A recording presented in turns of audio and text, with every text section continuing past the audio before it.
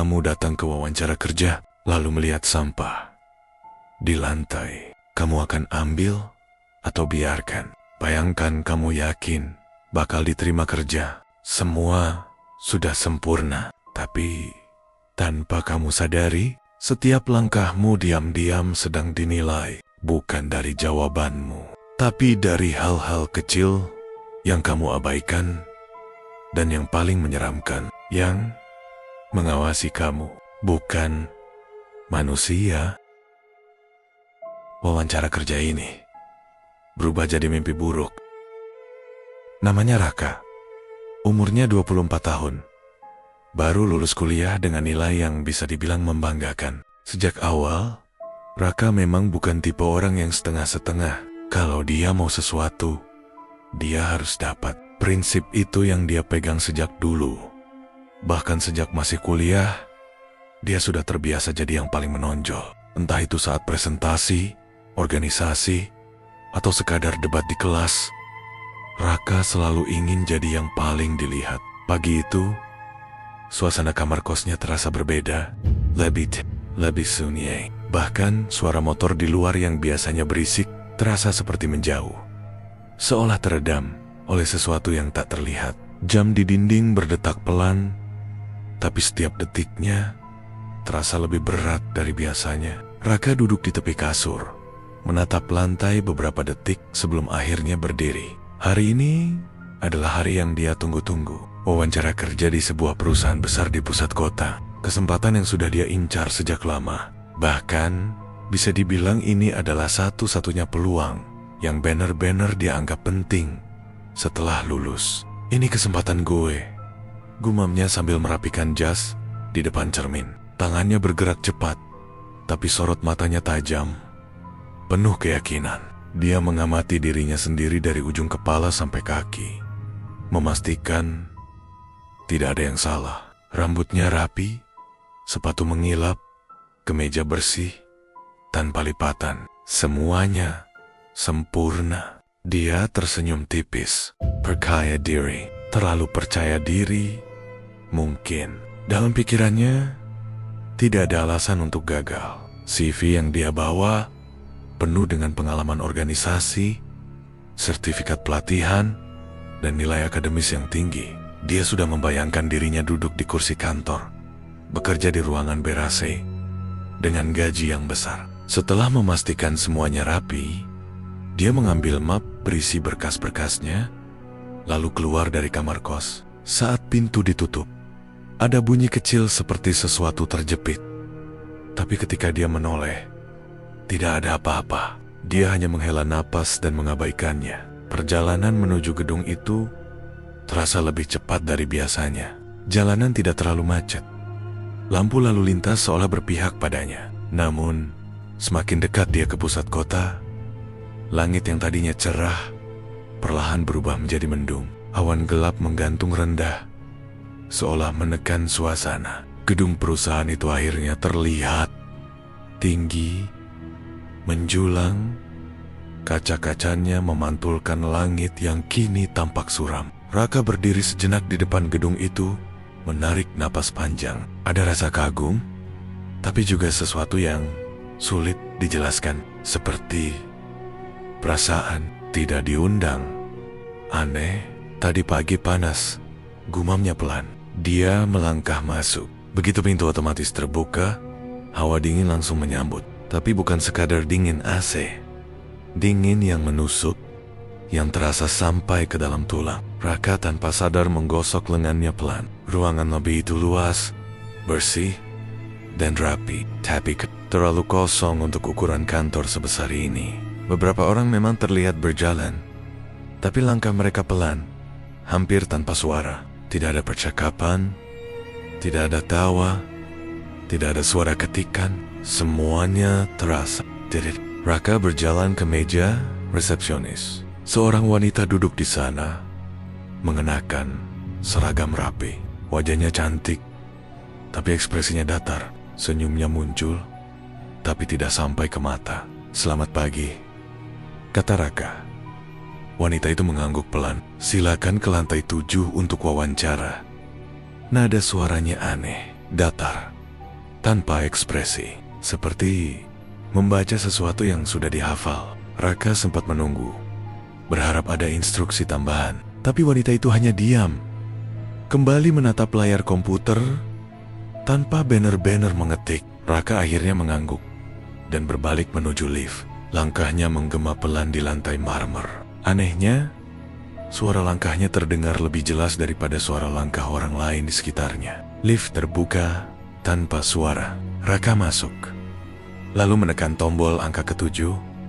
Pintu perlahan menutup, dan untuk sesaat, dia hanya melihat pantulan dirinya di pintu logam lift itu. Dia berdiri tegak, rapi, sempurna. Tapi ada yang aneh.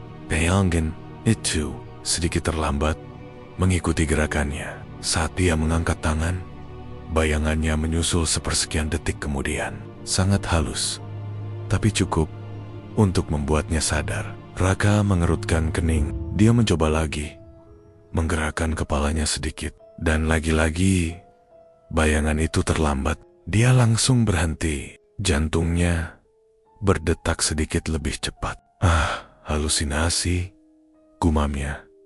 Mencoba menenangkan diri. Kurang tidur. Dia memalingkan wajah dari pantulan itu dan fokus pada angka digital di atas pintu lift.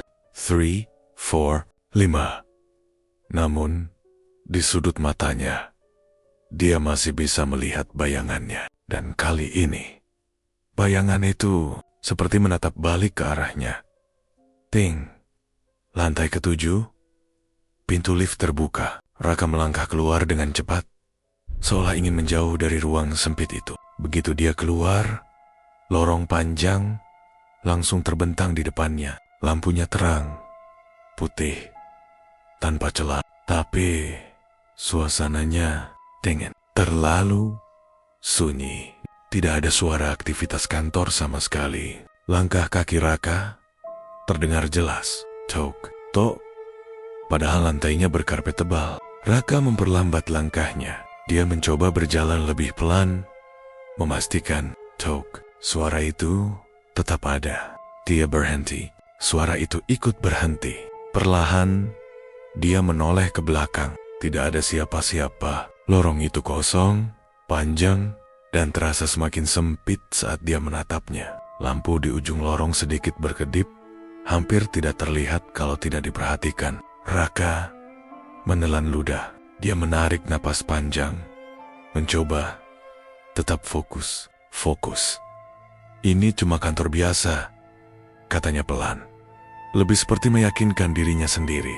Dia membenarkan posisi map di tangannya, lalu kembali melangkah maju. Tapi kali ini, langkahnya terasa lebih berat. Setiap suara yang muncul terasa terlalu jelas. Setiap sudut lorong terasa seperti menyimpan sesuatu. Dan tanpa sadar, dia sudah melangkah lebih jauh, lebih masuk ke sesuatu yang bukan sekadar wawancara kerja biasa.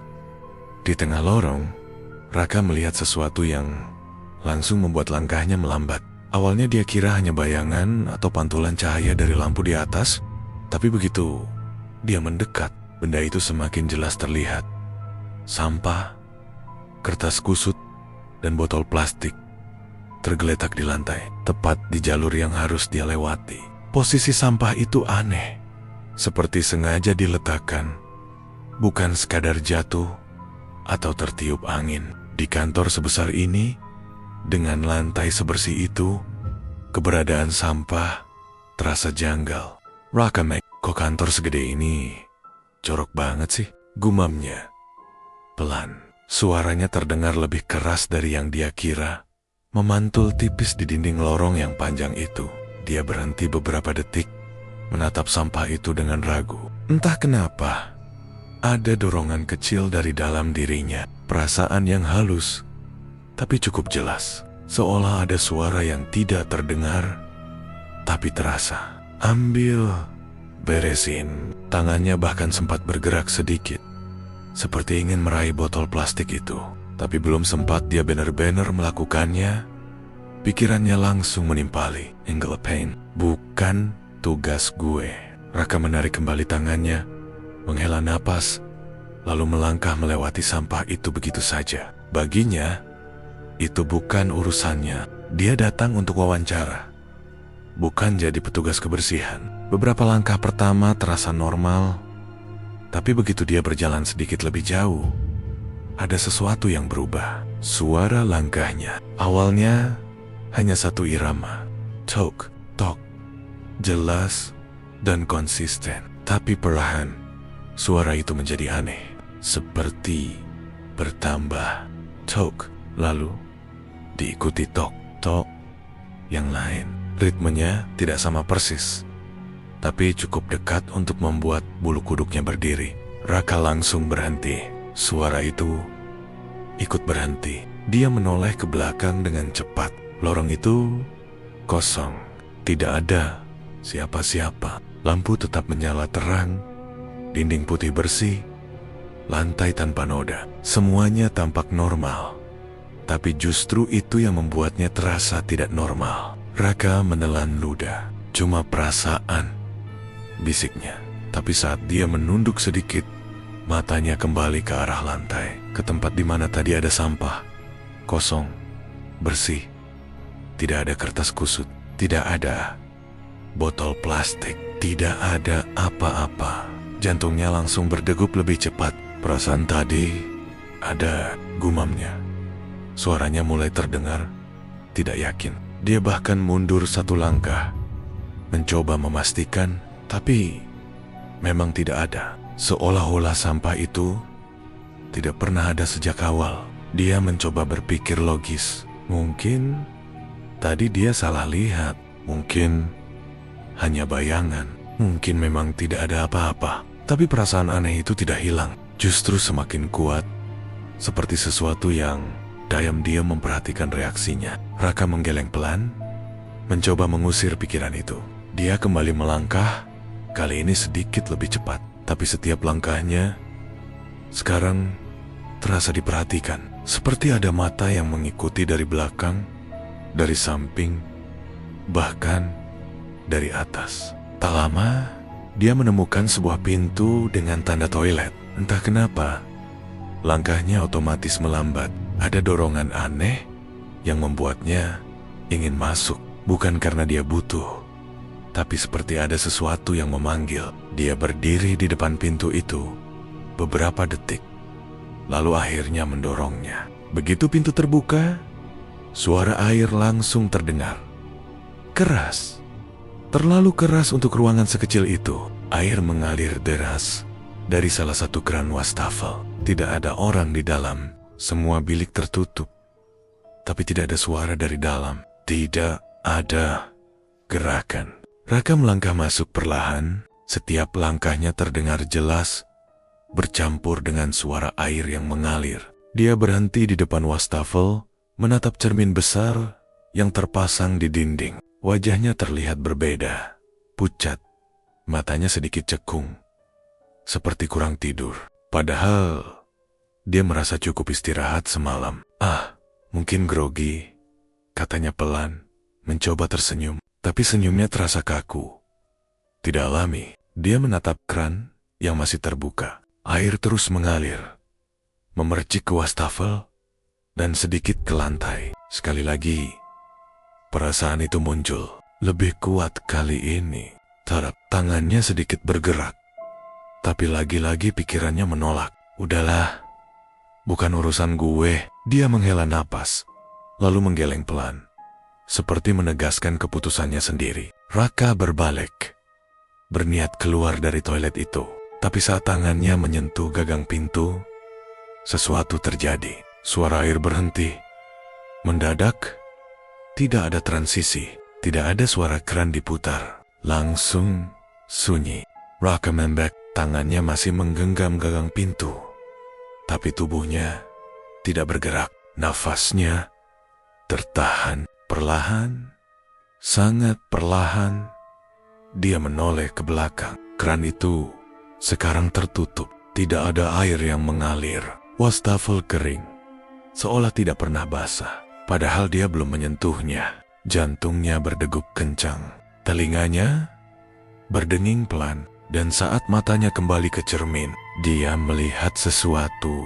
Di belakangnya, seseorang berdiri. Tingginya hampir sama dengan dia, tapi tubuhnya gelap, tidak jelas. Seperti bayangan yang lebih pekat dari bayangan biasa. Wajahnya tidak terlihat, hanya bentuk kepala dan bahu yang samar. Raka langsung menoleh ke belakang. Kosong. Tidak ada siapa-siapa. Dia kembali melihat ke cermin. Sosok itu sudah tidak ada. Napasnya mulai tidak beraturan. Dada terasa sesak. "Kantor apaan sih ini?" katanya pelan. Suaranya bergetar. Dia tidak mencoba mencari penjelasan lagi. Tidak mencoba berpikir logis lagi. Dengan langkah cepat, hampir setengah berlari, dia keluar dari toilet itu. Pintu ditutup sedikit lebih keras dari yang seharusnya. Begitu kembali ke lorong, suasana terasa sama seperti tadi. Sepi, dingin. Tapi sekarang, ada sesuatu yang berbeda. Perasaan diawasi itu jauh lebih kuat. Bukan sekadar perasaan lagi, tapi seperti kepastian. Setiap langkahnya terasa dicatat. Setiap keputusan kecilnya seperti diperhatikan. Bahkan cara dia bernapas pun terasa menalai. Raka terus berjalan, berusaha tidak menoleh lagi ke belakang. Tapi di dalam pikirannya, satu hal terus berputar. Dia tidak sendirian, dan apapun yang ada di tempat ini sudah mulai memperhatikannya sejak dia masuk. Akhirnya, Raka sampai di depan ruang wawancara. Pintu kayu berwarna gelap berdiri diam di ujung lorong dengan tulisan kecil HRD yang tampak biasa saja. Tapi entah kenapa terasa seperti peringatan. Langkahnya melambat. Saat mendekat, telapak tangannya mulai berkeringat meskipun udara di lantai itu dingin. Dia berdiri beberapa detik di depan pintu, menarik napas panjang, mencoba menenangkan diri, lalu mengetuk pelan. Suara ketukannya terdengar lebih berat dari yang dia rasakan. Dari dalam, terdengar jawaban singkat, "Masuk," dengan nada datar yang langsung membuat Raka merasa tidak nyaman. Dia membuka pintu perlahan dan masuk. Ruangan itu tidak terlalu besar. Pencahayaannya cukup, tapi terasa redup, seperti sengaja ditahan. Di dalam hanya ada satu orang. Seorang pria paruh baya duduk di balik meja dengan pakaian rapi dan ekspresi yang sulit dibaca. Senyumnya tipis, tapi matanya tajam. Terlalu tajam untuk sekadar seorang pewawancara biasa. "Silakan duduk, Raka," katanya tanpa basa-basi. Raka langsung terdiam sejenak karena dia belum memperkenalkan diri sama sekali. Perasaan aneh mulai merambat. Tapi dia tetap duduk, mencoba menjaga sikap profesional. Beberapa detik pertama terasa sangat lama. Tidak ada pertanyaan, tidak ada percakapan, hanya diam dan tatapan. Pria itu menatapnya tanpa berkedip, seolah sedang membaca sesuatu yang tidak terlihat di dalam diri Raka. Raka mencoba tersenyum, tapi suasana terlalu berat untuk dipaksakan santai. Akhirnya, pria itu bergerak, mengambil sebuah tablet dari atas meja, lalu mengusap layarnya dengan perlahan. "Perjalanan kamu cukup menarik," katanya pelan. Raka mengernyit, bingung dengan maksudnya. "Maksudnya?" "Pak?" tanyanya hati-hati. Tanpa menjawab langsung, pria itu memutar tablet tersebut ke arah Raka. Di layar itu, Raka langsung mengenali lorong yang tadi dia lewati. Rekaman itu memperlihatkan dirinya sendiri berjalan, berhenti di depan sampah, ragu sejenak, lalu memilih pergi tanpa melakukan apa-apa. Jantungnya langsung berdegup lebih cepat. Pria itu lalu menggeser rekaman berikutnya, menampilkan toilet. Raka melihat dirinya berdiri di depan wastafel, menatap kran yang mengalir. Sempat ragu, lalu kembali berbalik dan pergi tanpa menutupnya. Semua terlihat jelas, detail, tanpa ada yang terlewat. Raka menelan ludah. Tenggorokannya terasa kering. "Kami memasang kamera di seluruh area," kata pria itu dengan tenang. "Bukan untuk keamanan saja. Ini adalah ujian." Suasana ruangan langsung terasa lebih dingin. Perusahaan ini tidak mencari orang paling pintar. Lanjutnya, kami mencari orang yang peduli. yang bertindak bahkan saat merasa tidak ada yang melihat. Kata-kata itu membuat Raka langsung teringat semua kejadian tadi. Sampah di lorong kron, di toilet, hal-hal kecil yang dia anggap tidak penting, sekarang terasa seperti kesalahan besar. Raka terdiam, tidak tahu harus menjawab apa. Pria itu kembali tersenyum. Tapi kali ini senyumnya terasa berbeda. Terlalu lebar dan kaku.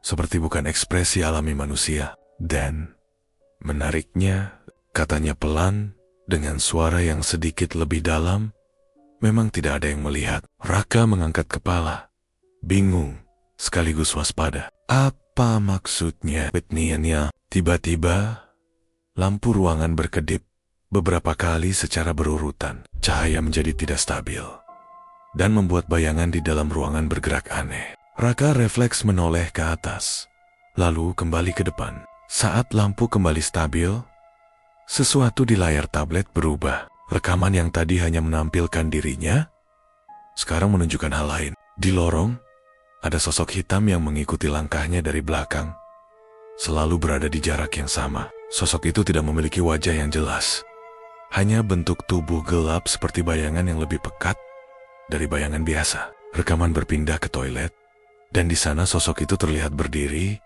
tepat di belakang Raka saat dia menghadap cermin. Raka langsung menarik napas tajam. Tubuhnya menegang. Itu apa? Suaranya gemetar. Yang kami rekam. Bukan hanya kamu, jawab pria itu pelan. Raka menatap pria itu, dan kini dia mulai melihat sesuatu yang lebih mengganggu. Mata pria itu terlihat kosong, dalam, seperti tidak memiliki dasar. Senyumnya semakin lebar, tidak manusiawi. Raka langsung mundur dari kursinya. Kakinya hampir tersandung. APA, ini bukan perusahaan biasa kan? Suaranya mulai panik. Pria itu berdiri perlahan, dengan gerakan yang kaku, seperti sendinya tidak terbiasa bergerak. Kesempatan selalu datang dua kali, Raka, katanya dengan suara yang kini terdengar lebih berat dan dalam. Seolah ada gema di dalamnya, tapi tidak semua orang pulang setelah gagal. Pria itu melangkah mendekat. Setiap langkahnya terdengar jelas meskipun lantainya berkarpet. Raka terus mundur sampai punggungnya hampir menyentuh pintu. Tiba-tiba seluruh lampu mati secara bersamaan. Ruangan langsung tenggelam dalam kegelapan total. Tidak ada cahaya sama sekali. Nafas Raka tercekat. Tubuhnya membeku. Di dalam gelap itu, dia mendengar suara langkah yang sangat dekat, seperti berada tepat di sampingnya. Langkah itu berhenti di dekat telinganya. Lalu terdengar bisikan pelan, dengan nafas dingin yang menyentuh kulitnya. Kamu tadi seharusnya berhenti. Keesokan harinya, gedung itu tetap berdiri seperti biasa. Aktivitas berjalan normal, orang-orang keluar masuk tanpa ada yang terlihat aneh. Namun, tidak ada data karyawan bernama Raka. Tidak ada catatan wawancara atas nama itu. Bahkan, di daftar tamu pun tidak ditemukan siapapun dengan identitas tersebut. Beberapa orang mengaku tidak pernah melihatnya masuk ke gedung itu. Di Lantai 7, lorong itu tetap ada selalu bersih. Terlalu bersih. Tanpa sampah, tanpa noda, tanpa suara. Sunyinya terasa menekan.